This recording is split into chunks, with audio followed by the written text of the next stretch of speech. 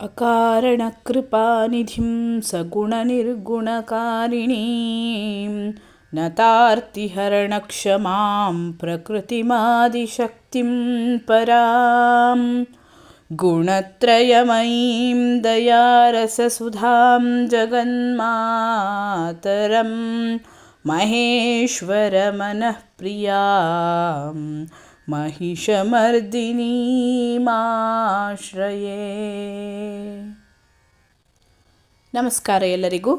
ನಾನಿವತ್ತು ಶ್ರೀದೇವಿ ಭಾಗವತ ಮಹಾಪುರಾಣದ ಪ್ರಥಮ ಸ್ಕಂದದ 6ನೇ ಅಧ್ಯಾಯವನ್ನು ನಿಮ್ಮ ಮುಂದೆ ಇಡ್ತಾ ಇದ್ದೇನೆ. ಈ ಅಧ್ಯಾಯದಲ್ಲಿ ಬರುವಂತಹ ವಿಷಯಗಳು ಪುರಾಣ ಶ್ರವಣದಲ್ಲಿನ ಮಹಾತ್ಮ್ಯ ಮತ್ತು ಅದರ 3 ಬಗೆ, ಮಧುಕೈಟಭರ ಕಥೆ, ಅವರ ತಪಸ್ಸು. ಅಧ್ಯಾಯವನ್ನು ಪ್ರಾರಂಭ ಮಾಡ್ತಾ ಶೌನಕಾದಿ ಋಷಿಗಳು ಸೂತ ಪುರಾಣಿಕರನ್ನು ಪ್ರಶ್ನೆ ಮಾಡಿದರು. ಪ್ರಿಯ ದರ್ಶನನಾದ ಎಲೈ ಸೂತ ಮುನಿಯೇ, ನೀನು ಹಿಂದೆ ಮಧುಕೈಟಭರೊಡನೆ ಶ್ರೀ ಮಹಾವಿಷ್ಣುವು ಅಪಾರ ಸಮುದ್ರದಲ್ಲಿ 5,000 ವರ್ಷಗಳವರೆಗೆ ಬಿಡುವಿಲ್ಲದೆ ಯುದ್ಧ ಮಾಡಿದನೆಂದು ಹೇಳಿದೆಯಲ್ಲವೇ? ಜಲಮಯವಾಗಿ ಒಂದೇ ಸಮುದ್ರದಂತಿದ್ದ ಆ ಪ್ರದೇಶದಲ್ಲಿ ಬಹು ಪರಾಕ್ರಮಿಗಳಾಗಿಯೂ ಯಾರಿಂದಲೂ ತಡೆಯಲು ಅಶಕ್ಯರಾಗಿಯೂ ದೇವತೆಗಳಿಗೂ ಅಜೇಯರಾಗಿದ್ದ ಆ ಮಧುಕೈಟಭರು ಯಾರಿಂದ ಹುಟ್ಟಿದರು? ಎಲೈ ಮಹಿಮಾಶಾಲಿಯಾದಂತಹ ಸೂತ ಮುನಿಯೇ, ಆ ದೈತ್ಯರು ರಾಕ್ಷಸರಾಗಿ ಹುಟ್ಟಿದುದಾದರೂ ಹೇಗೆ? ಶ್ರೀ ವಿಷ್ಣುವು ಅವರನ್ನು ಹೇಗೆ ಸಂಹರಿಸಿದನು? ಅತಿ ಆಶ್ಚರ್ಯಕರವಾದಂತಹ ಆ ವೃತ್ತಾಂತವನ್ನು ನಮಗೆ ಹೇಳು. ನಾವೆಲ್ಲರೂ ಕೇಳಲು ಇಚ್ಛೆಯುಳ್ಳವರಾಗಿರುತ್ತೇವೆ. ಹೇಳತಕ್ಕ ನೀನಾದರೋ ತುಂಬ ತಿಳುವಳಿಕೆಯುಳ್ಳವನು. ದೈವಯೋಗದಿಂದ ನಮಗೂ ನಿನಗೂ ಇಲ್ಲಿಯೇ ಸಮಾಗಮವೂ ಉಂಟಾಗಿರುತ್ತದೆ. ಮೂರ್ಖರೊಡನೆ ಸೇರುವಿಕೆಯು ವಿಷಕ್ಕಿಂತಲೂ ಕೆಟ್ಟದು ಮತ್ತು ಅಜೀರ್ಣವಾದ ವಸ್ತುವಿನಂತೆ ಅಸಹ್ಯವಾದ ಪರಿಣಾಮವುಳ್ಳದ್ದಾಗುತ್ತದೆ. ತಿಳಿದವರೊಡನಾದ ಭೇಟಿಯು ಅಮೃತ ರಸದಂತೆ ಒಳ್ಳೆಯದನ್ನು ಉಂಟು ಮಾಡುತ್ತದೆ ಎಂದು ಹೇಳಿದೆ. ಎಲ್ಲ ಪಶುಗಳೂ ಜೀವಿಸುತ್ತವೆ, ಹಸಿವಾದರೆ ಆಹಾರ ತಿನ್ನುತ್ತವೆ, ಶೃಂಗಾರ ಚೇಷ್ಟೆಗಳನ್ನು ಮಾಡುತ್ತವೆ, ಇಂದಿದ್ದು ನಾಳೆ ಅಳಿಯತಕ್ಕ ವಿಷಯಾನುಗುಣವಾದ ಸುಖಗಳನ್ನೇ ಅತಿಶಯವಾಗಿ ಆಶ್ಚರ್ಯಕರವಾದ ಮಹಾಫಲವೆಂದು ತಿಳಿಯುತ್ತವೆ. ಅವುಗಳಿಗೆ ಇದು ಕೆಟ್ಟದು, ಇದು ಒಳ್ಳೆಯದು ಎಂಬ ತಿಳುವಳಿಕೆ ಇಲ್ಲವು. ಮುಕ್ತಿಯನ್ನು ಕೊಡುವ ನಿತ್ಯಾನಿತ್ಯ ವಿವೇಚನೆಯೂ ಅವಕ್ಕೆ ಇರುವುದಿಲ್ಲವು. ಹಾಗೆಯೇ ಪರಮಾತ್ಮನ ಕಥೆಯನ್ನು ಕೇಳಬೇಕೆಂದು ಯಾರಿಗೆ ಆಸಕ್ತಿ ಇರುವುದಿಲ್ಲವೋ ಅವರು ಮೇಲೆ ಹೇಳಿದ ಪಶುಗಳಿಗೆ ಸಮಾನರು. ಹುಲ್ಲೆಯೇ ಮೊದಲಾದ ಕೆಲವು ಪ್ರಾಣಿಗಳೂ ಸಹ ಕರ್ಣಾನಂದವನ್ನು ಅನುಭವಿಸುವವು. ಪ್ರತ್ಯೇಕವಾಗಿ ಕಿವಿಗಳಿಲ್ಲದ ಹಾವುಗಳು ಸಹ ಗಾನ ಮಾಧುರ್ಯವನ್ನು ಸವಿದು ಮದಿಸುತ್ತವೆ. ನಮಗಿರುವ ಜ್ಞಾನವನ್ನುಂಟು ಮಾಡುವ 5 ಇಂದ್ರಿಯಗಳ ಪೈಕಿ ಕಣ್ಣು ಮತ್ತು ಕಿವಿ ಇವುಗಳೇ ಒಳ್ಳೆಯವು. ಅವುಗಳಲ್ಲಿಯೂ ಶ್ರವಣದಿಂದ ಪದಾರ್ಥದ ತಿಳುವಳಿಕೆಯೂ ದರ್ಶನದಿಂದ ಮನೋರಂಜನೆಯೂ ಆಗುವವು. ಓ ಪುಣ್ಯಶಾಲಿಗಳಿರ, ಕಿವಿಯಿಂದ ಉಂಟಾಗುವ ತಿಳುವಳಿಕೆಯು ಸಾತ್ವಿಕ, ರಾಜಸ, ತಾಮಸವೆಂಬ 3 ಬಗೆಯೆಂದು ಚೆನ್ನಾಗಿ ತಿಳುವಳಿಕೆಯುಳ್ಳವರು ಹೇಳುತ್ತಾರೆ. ಅದರಲ್ಲಿಯೂ ವೇದಶಾಸ್ತ್ರಾದಿಗಳಿಂದ ಆಗುವ ತಿಳುವಳಿಕೆಯು ಸಾತ್ವಿಕವಾದುದು. ಪುರಾಣ ಕಾವ್ಯ ಮುಂತಾದ ಸಾಹಿತ್ಯದಿಂದ ದೊರೆಯುವ ತಿಳುವಳಿಕೆಯು ರಾಜಸವಾದುದು. ಯುದ್ಧ ಸಮಾಚಾರ ಮುಂತಾದವು ಇನ್ನೊಬ್ಬರ ದೋಷಗಳನ್ನು ಪ್ರಕಟಿಸುವುದರಿಂದ ತಾಮಸವೆನಿಸುತ್ತವೆ. ಆ ಸಾತ್ವಿಕ ಶ್ರವಣವನ್ನು ಉತ್ತಮ, ಮಧ್ಯಮ, ಅಧಮವೆಂದು 3 ವಿಧವಾಗಿ ಬುದ್ಧಿಶಾಲಿಗಳಾದ ಪಂಡಿತರು ವಿಂಗಡಿಸಿರುತ್ತಾರೆ. ಯಾವುದರ ಶ್ರವಣದಿಂದ ಮೋಕ್ಷವು ದೊರಕಬಹುದೋ ಅದು ಉತ್ತಮ ಶ್ರವಣವು. ಸ್ವರ್ಗ ಸಾಧನವಾದ ಕರ್ಮಕಾಂಡ ಶ್ರವಣವು ಮಧ್ಯಮವು. ಸ್ತ್ರೀ ಪುತ್ರ ಆದಿ ವಿಷಯಗಳ ಸುಖಕ್ಕೆ ಸಾಧನವಾದ ಶ್ರವಣವು ಅಧಮವು. ಅಧಮವಾದ ನವರಸ ಶೃಂಗಾರಾತ್ಮಕವಾದಂತಹ ಸಾತ್ವಿಕ ಶ್ರವಣವು 3 ವಿಧವು. ಸ್ವಸ್ತ್ರೀಯಲ್ಲಿಯ ಶೃಂಗಾರದ ಶ್ರವಣವು ಉತ್ತಮವು. ವೈಶ್ಯೆಯರ ಒಡನಾದ ಶೃಂಗಾರವನ್ನು ಕೇಳುವಿಕೆಯು ಮಧ್ಯಮವು. ಪರಸ್ತ್ರೀಯೊಡನಾದುದನ್ನು ಕೇಳುವುದು ಅಧಮವು. ತಾಮಸ ಶ್ರವಣವನ್ನು 3 ಬಗೆಯೆಂದು ಶಾಸ್ತ್ರಜ್ಞರಾದ ಪಂಡಿತರುಗಳು ತಿಳಿಯಬೇಕು. ಹತ್ಯಾ ಕಾರ್ಯದಲ್ಲಿ ನಿರತನಾದವನೊಡನೆ ಆದ ಯುದ್ಧದ ಶ್ರವಣವು ಉತ್ತಮವು. ವೈರದಿಂದ ಕೌರವರು ಪಾಂಡವರೊಂದಿಗೆ ಮಾಡಿದಂತಹ ಯುದ್ಧದ ಶ್ರವಣವು ಮಧ್ಯಮವು. ಕಾರಣವಿಲ್ಲದೆ ವಿವಾದವನ್ನಾಗಲಿ ಜಗಳವನ್ನಾಗಲಿ ಮಾಡುವುದರ ಕೇಳುವಿಕೆಯು ಅಧಮವು. ಈ ಮೇಲೆ ಹೇಳಿದ ಕಾರಣಗಳಿಂದ ಮಹಾಬುದ್ಧಿಶಾಲಿಯಾದ ಸೂತನೆ, ಈಗ ಸಾತ್ವಿಕವಾದ ಪುರಾಣ ಶ್ರವಣವು ಮುಖ್ಯವು. ಜ್ಞಾನವು ಅದರಿಂದ ಇನ್ನೂ ಹೆಚ್ಚುವುದು ಮತ್ತು ಅದು ಎಲ್ಲ ಪಾಪಗಳನ್ನು ಹೋಗಲಾಡಿಸುವುದು.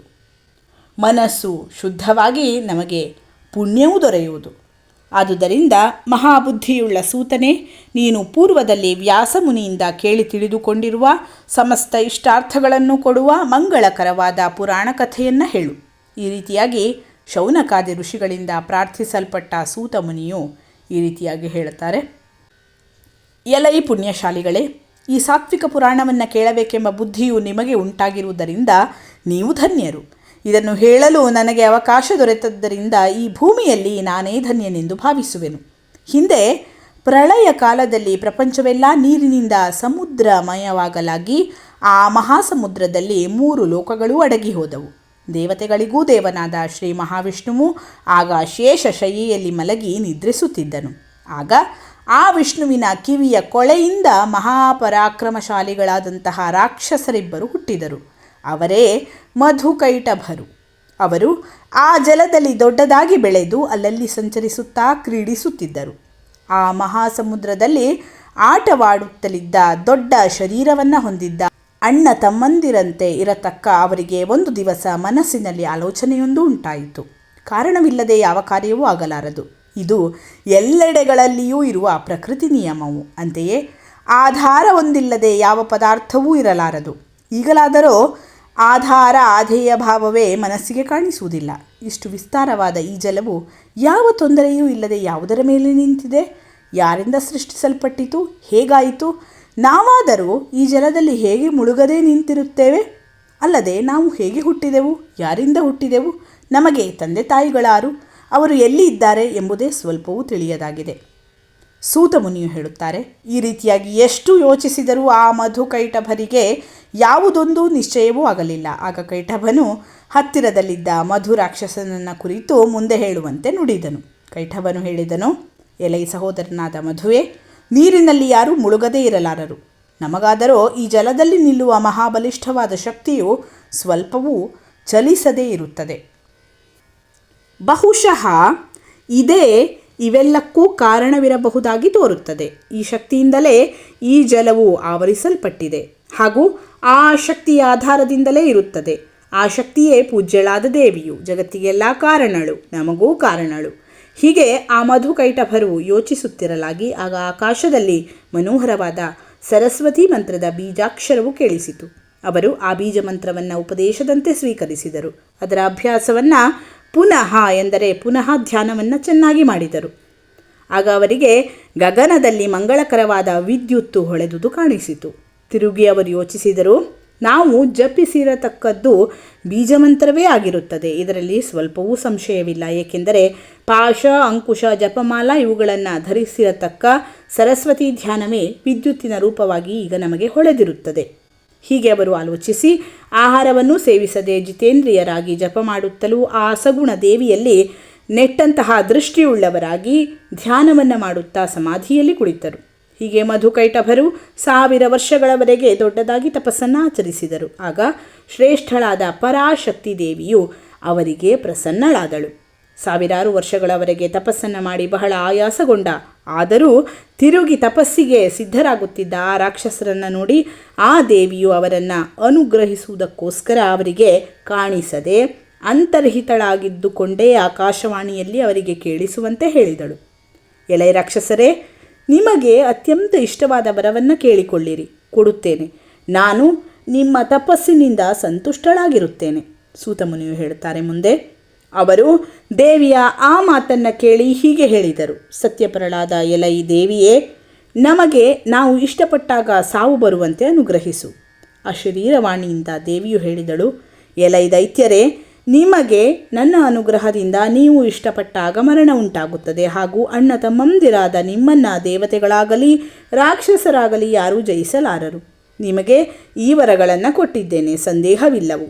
ಸೂತಮುನಿಯು ಹೇಳುತ್ತಾರೆ. ಹೀಗೆ ಆ ರಾಕ್ಷಸರು ದೇವಿಯಿಂದ ವರವನ್ನು ಪಡೆದು ಬಹಳ ಕೊಬ್ಬಿಕೊಂಡು ಜಲಜಂತುಗಳೊಡನೆ ಸಮುದ್ರದಲ್ಲಿ ಆಟವಾಡತೊಡಗಿದರು. ಕೆಲವು ಕಾಲದ ಮೇಲೆ ಆ ಮಧುಕೈಟಭರು ಆ ಸಮುದ್ರದಲ್ಲಿ ತಿರುಗುತ್ತಾ ಅಕಸ್ಮಾತ್ತಾಗಿ ವಿಷ್ಣುವಿನ ನಾಭಿ ಕಮಲದಲ್ಲಿ ಇರತಕ್ಕ ಜಗತ್ಪ್ರಭುವಾದ ಪಿತಾಮಹನನ್ನು ನೋಡಿದರು.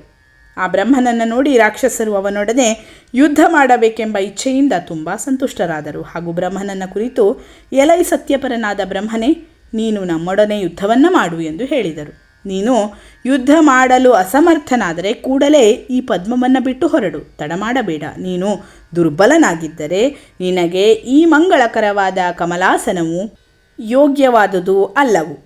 ಈ ಸ್ಥಾನವು ವೀರರಿಗೆ ಮಾತ್ರ ತಕ್ಕುದು. ನೀನು ಅಂಜುಪುರುಕನಾಗಿರುತ್ತೀಯೇ, ಜಾಗ್ರತೆ, ಈ ಸ್ಥಾನವನ್ನು ಬಿಟ್ಟೇಳು ಎಂದು ಹೆದರಿಸಿದರು. ಅವರ ಈ ರೀತಿಯಾದ ಮಾತನ್ನು ಕೇಳಿ ಜಗತ್ತಿಗೆ ಒಡೆಯನಾದ ಬ್ರಹ್ಮನು ತುಂಬ ಯೋಚನೆಗೊಳಗಾದನು.